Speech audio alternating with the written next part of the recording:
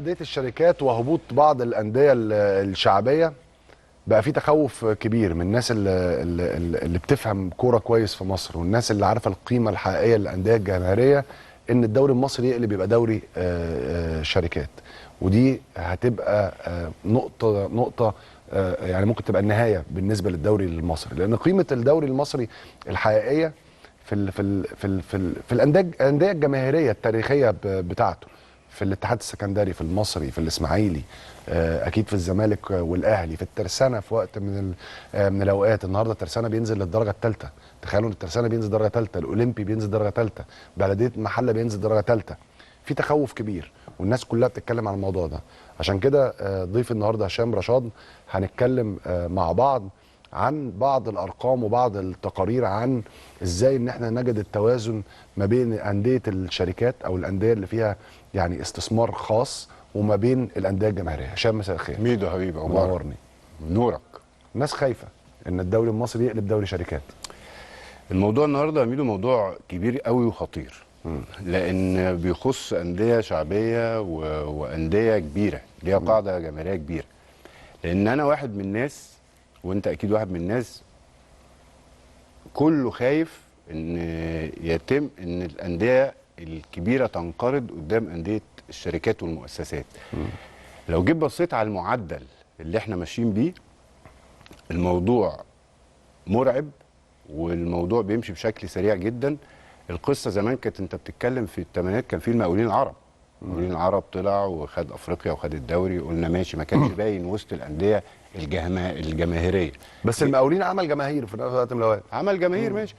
بعد شويه رحت داخل على اتحاد عثمان اللي هو تحول الى مزارع دينا، ثم جولدي، ثم عندك سكه حديد سوهاج، ثم عندك اسمنت السويس وبترول اسيوط، ومشينا كده لغايه لما وصلنا البيراميدز وغزل المحله اصله شركه.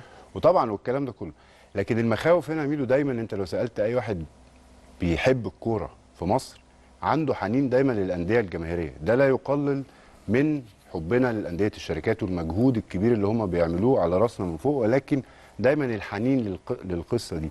مين فينا ما بيفتكرش ماتش الاهلي والمنصوره والزمالك والبلديه والمحله والمنصوره والاسماعيلي، وكل الماتشات دي كانت الملعب بيبقى متقفل. فانت دلوقتي جاي بتتكلم في نقطه مهمه جدا. انت قلت نقطه مهمه جدا جدا جدا، الترسانه.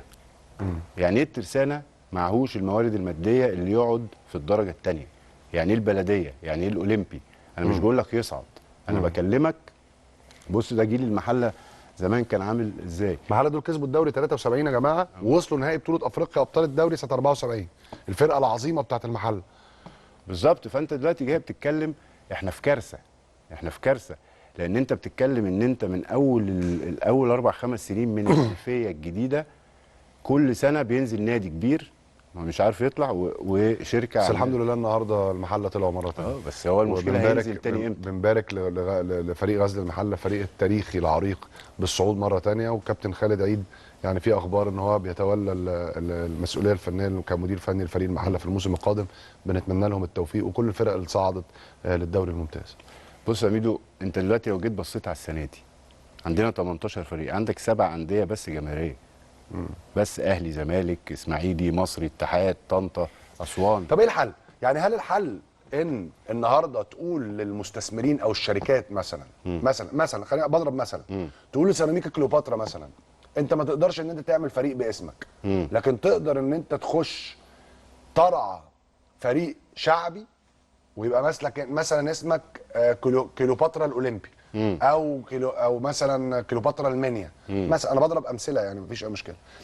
وتقدر ان انت في نفس الوقت تكسب بان انت تبقى بتعمل اعلان للشركه بتاعتك، اللي انت الهدف ده الهدف الرئيسي اللي انت عملت منه النادي، انك تسوق للمنتج بتاعك. لكن لازم تعمل كده عن طريق نادي شعبي. فاهمني قصدي ولا لا؟ فاهم. بس انت دلوقتي لو ضرسك وجعك ولازم تشيله، الاضمن تروح تشيله ولا تاخد مسكنات؟ هتروح تشيله. عشان كده انا النهارده، وفي ناس طبعا بتفكر احسن مني كتير، لكن واحد بيجتهد ان احنا نقول فكره ونناقشها مع بعض. شيل الضرس اللي هو بيجيب من الاخر، هو ان انا خصخص الدوري عامه. طب ما على فكره هي دي نفس الفكره انا بقولها يا هشام. يعني ايوه مثلا بس إيه؟ انا يعني انت تيجي مثلا، معلش اقول لك بس نادي مثلا زي مثلا ايه المصري مثلا، ما فيش الامكانيات الماديه ان هو ينافس بيراميدز والزمالك والاهلي طب تعالى انت النهارده مستثمر داخل بشركه، ما هي نفس الفكره خلاص. ارعى المصري، خد المصري ارعاه. وعلى فكره هو ده اللي حصل في الانديه بتاعت بره، في يعني شركات بترعى انديه كتيره كبيره جدا، لكن الاسم نفسه ما بيتاثرش. لازم تحط اسم المصري، لازم تحط اسم الاتحاد. بس لازم انا ممكن اصرحها لك. احنا بنتكلم على موضوع الخصخصه ده بقالنا كتير، فعشان انا ولا ضيع وقتك ولا نضيع وقت المشاهد، عايزين فعلا ندور على حل جذري. ايه هو؟ هو انا ليه لازم اجي في الوقت الصعب وابتدي هروح للخصخصه في الاخر؟ كده كده رايح لها وهو الدرس اللي انا رايح اشيله. ايوه فهمني قصدك ايه خصخصه؟ قصدك ان الفرق تتعمل شركات كوره بالظبط، تبقى شركات بس بشكل مساهمة. مختلف، وتقلب تبقى شركات مساهمه وتطرح الاسهم دي في برافو البورصه. عليك. بس عارف ايه؟ عشان الموضوع ده يتفاعل يا ميدو لازم نبقى فاهمين كلنا ان الاهلي والزمالك هما المشكله. لو ما فيش اهلي وزمالك كان موضوع الخصخصه ده على بقيه الانديه الجماهيريه كان خلصنا منه.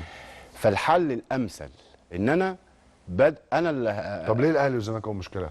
لان في تخوف من الدوله ان احد الانديه او الناديين ممكن ينهاروا لما يتنقلوا يبقوا انت ما تعرفش شركات المالك خاصة؟ انت ما تعرفش المالك الجديد ده ممكن يعمل ايه. بس ده انا مش معاك في دي يا هشام، اقول لك ليه؟ بس لان طول ما في قاعده شعبيه كبيره، يعني ما هو خلي بالك انت النهارده لا انا مش قصدي القيمه بتاعت السهم مثلا، والقيمه بتاعت النهارده خلينا نقول ان واحد مجنون اشترى الاهلي، واحد مجنون اشترى الزمالك، مجنون اشترى واحد مجنون اشترى الاسماعيلي واتجنن وخد قرارات غلط انت في الاخر ممكن تحط له بعض الضوابط وبعض الحاجات اللي ما هو ده بقى الجديد اللي انا عايز اقوله لك. ان انا مش هخصخص 100%، واتمنى ان دي الناس تركز فيها.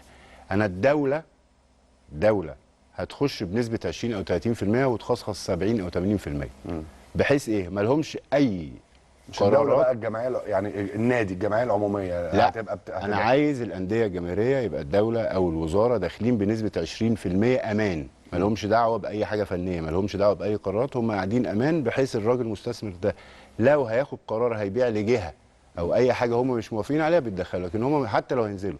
عشان كده لازم نحيي مؤسسه زي مؤسسه الجيش، القوات المسلحه، فرقه زي الحرس الحدود نازله، ناس بمنتهى الاحترام، في بادجت، والله قعدنا ما قعدناش خلاص، هو ده اللي هيحصل. ليه؟ ال 20% اللي انا بكلمك فيهم دول امان عشان الناس تاخد قرار ان انا خصخص الانديه. هيجي مستثمر هتدفع الفلوس، بس هتعملها ازاي؟ انت دلوقتي تقدر يا ميدو لما اجي اقول لك ولا 20 30% دول عشان ما يدولكش الحق ان انت تاخد قرار. لازم بقى لا لو انت بتقول كده 20%. ايوه ما لو 80% وال80% المستثمر بقى لا. عربي وبتاع. طيب ما هو ده برضه ما يديكش الحق. لو انت بتتكلم بقى في الفكره دي يبقى لازم الدوله زي ما هي النادي تابع الوزاره بنسبه 51%. وال 49% بقى هو ده بقى اللي يطرح في اسهم، وان انت بالظبط، لان دي مهمه لان جدا. عشان في الاخر يفضل القرار برضه قرار الدوله. المشكله على فكره مش سهله، لان لا مش سهله. انا عشان كده قررت، عارف ليه يا ميدو؟ لو انت بعت 100% عمرنا ما ناخد خطوه في الخصخصه، عمرنا. عشان كده انا بقول لك ان هي تبقى في نسبه امان وليس تدخل في اي امور فنيه ولا اداريه ولا اي حاجه. انا قاعد امان ان انت لو هتاخد قرار غلط انا واقف.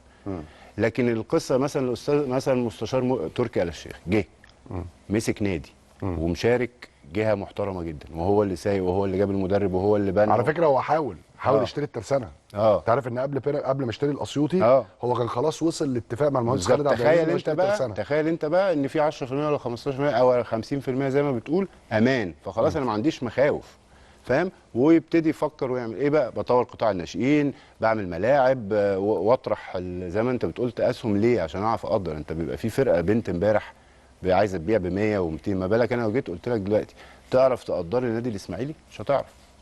عشان كده يبقى في شركه مساهمه وتطرح اسهم. وتخيل انت واحد من الاسماعيليه يقول لك السهم بقى ب 200,000 300,000 400,000 وات ايفر، وتلم مبلغ محترم 600 مليون 700 مليون يتحطوا، بيطلع بادجت للكوره، خلاص انت عايش. عشان يبقى في الروس متساويه. انت دلوقتي نادي زي الاسماعيلي لما تحط جنب بيراميدز، لو النادي الاسماعيلي عنده يمتلك اللعيبه بتاعت بيراميدز، لا انا معايا جمهور، فعنده حاجه كريديبل اكتر من كده. لكن انت لو ما خصخصتش ادينا هنقعد نرغي سنين، وفي خلال ال10 سنين اللي جايين يا ميدو ما تتخضش. ان ما بقاش غير مباراه واحده جماهيريه بين الاهلي والزمالك. السنه دي الاسماعيلي كان بيعاني، مصري كان بيعاني، اسوان كان بيعاني، الحمد لله ان هم قعدوا. كلنا فرحانين المحله طلع، بس هينزل لنا تاني امتى؟ يا رب ما ينزل. لو قعد سنه هيستحمل التانيه.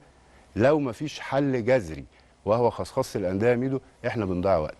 عايز بقى بنادول وان احنا ناخد مسكنات، لا في بس كده كده هتوصل في النهايه ان انت هتوصل ان انا هشيل سنتي اللي وجعاني. وهو ايه؟ ان انا احاول احافظ على الانديه الجماهيريه اللي عندي في الدرجه الاولى، واحاول اطلع الانديه الجماهيريه اللي من تحت لفوق. ازاي؟ ان انا لازم اعيد حساباتي من اول وجديد في توزيع الفلوس اللي هي بتاعت حقوق الرعايه وحقوق البث. ان انا لازم اقسمها ل3 فئات. ايه ال3 فئات؟ الفرقه الجماهيريه اللي خدت بطوله، الفرقه الجماهيريه اللي لم تحصل على بطوله، وبقيه انديه الدوري. عشان خاطر انا مش عايز اخليهم ياخدوا دوري، انا عايز اقعدهم بس في الدوري. لان طول ما الانديه دي بتعتمد ان يا رب يجي لي رئيس نادي بيحب الكوره، زي مثلا الاستاذ محمد مصلحي. تمام؟ هو لو الاستاذ محمد مصلحي مش موجود كان ممكن تلاقي الاتحاد، ودي حاجه مش عايزينها، كان بيصارع زي المصري وزي الاسماعيلي. فلغايه امتى الانديه الجماهيريه هتعتمد على عندي رئيس نادي بيدفع ولا لا؟ لغايه امتى هعتمد ان انا ببيع ولا لا؟ هعتمد لغايه المحافظه هتديني فلوس ولا لا؟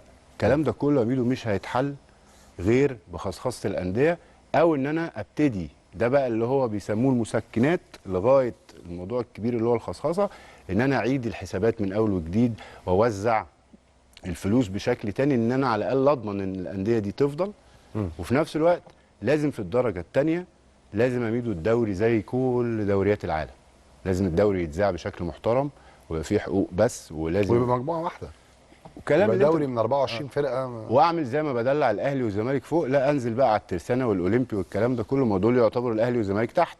ياخدوا بقى نسبه محترمه تساعدهم ان هو لو انا 15 20 مليون اللي انا بصعد بيهم ياخدوهم عشان يصعدوا. غير كده يعني لازم، يعني اللي انت بتقوله ان لازم يبقى في بعض من التضحيه من الانديه الكبيره طبعا يعني في توزيع نسب البث بعد ما تتكون الرابطه، عشان تقدر الانديه الشعبيه الصغيره ان هي يكون معاها الامكانيات الماديه الكافيه للمنافسه، وان هي تبقى في الدوري الممتاز، وان هي تنافس بشكل جيد بما يليق بتاريخ كل ده للبطوله. اكيد في الاخر برضه على فكره اللي هيستفيد من زي ما حصل في البريمير ليج بالظبط، في الاخر الزمالك والاهلي هم اللي هيستفيدوا برضه. ليه؟ لان القيمه التسويقيه، وده اللي انا عايز اقوله لكم يا جماعه، القيمه التسويقيه بتاعت الدوري بتعلى امتى؟ جزء او عنصر مهم جدا اللي بيخلي القيمه التسويقيه تزيد، ان اول حاجه طبعا ان يبقى في منافسه كبيره جدا بين الانديه، وسيبك من كل الكلام ده كله، لكن لما الانديه الشعبيه صاحبه التاريخ الجماهيريه تكتر في الدوري. ليه؟ كل ما الانديه الشعبيه والانديه الجماهيريه هتكتر في الدوري، كل ما عدد المباريات اللي المعلن هيبقى بالظبط انترستد فيها ان هو يعلن فيها هيبقى اكتر. فاهمين ولا لا؟ يعني لو في شركتين بيلعبوا، المعلن ما يهموش المباراه دي، ما يهموش ان هو يظهر فيها. ليه؟ لان هو عارف ان الاهتمام الجماهيري بيها قليل. انما الاتحاد هو بيلعب المصري، هتلاقي المعلن عايز يبقى موجود وعايز يدفع فلوس ان هو يبقى موجود فيها. ففي النهايه ده يترجم على ايه؟ طبعا بلس ان يبقى في عدل، بلس كواليتي الملاعب، بلس الاخراج، حاجات كتيره جدا. المنتج بتاعنا اللي هو الدوري المصري، المنتج بتاعنا هتبقى القيمه بتاعته مثلا بدل ما هي 300 400 مليون، لا هتبقى 2 3 مليار، لان احنا دوري صاحب تاريخ كبير جدا، وعندنا تاريخ كبير جدا. احنا طبعا عندنا قلق من قصه اختفاء الانديه الجماهيريه، لكن ده مش معناه ان احنا ما بنشجعش الاستثمار الخاص وان المستثمرين يستثمروا في الكوره. طبعا احنا ده كلامنا كله حته الحنين للانديه الجماهيريه لا يقلل من المجهود الكبير، واحنا بنحترمهم جدا، سواء الانديه اللي هي تابعه لشركات او مؤسسات، لان عاملين مجهود محترم جدا وعايزينهم موجودين. بس برضو عايزين الانديه الجماهيريه تبقى اكتر، ده طبيعي. الحنين، انت دلوقتي ما بترجع للماضي الجميل والماتشات غصب عنك. لا يا عم، هو ابوك كان بيشجع الاولمبي، جدك كان بيشجع الترسانه، فهتلاقي نفسك ان انت عايز ان انت. انا حزين جدا يا ميدو، انت النهارده بتقول شبين، فاكر ماتشات الاهلي وشبين، وفاكر انت بتتكلم على الاولمبي وبتتكلم على الترسانه. النهارده الاولمبي بينزل الدرجه الثالثه. تمام، مش طبيعي. فرقه حتى يا ميدو معاش الموارد الماديه ان هي تقعد مش تصعد، دي كارثه للاسف، مشكله كبيره جدا. هشام نورتني حبيبي ميدو. دايما بستمتع بالفقره بتاعتك معايا، بنتكلم في حاجات مختلفه، ودايما في اوضه اللبس بنحاول ان احنا نستعرض المشاكل بشكل مختلف وبزوايا مختلفه. بعد الفاصل هيكون معايا امير عبد الحليم وميدو فيرسس امير، والتحدي لكل اسبوع لتشكيل الاسبوع للدوري المصري.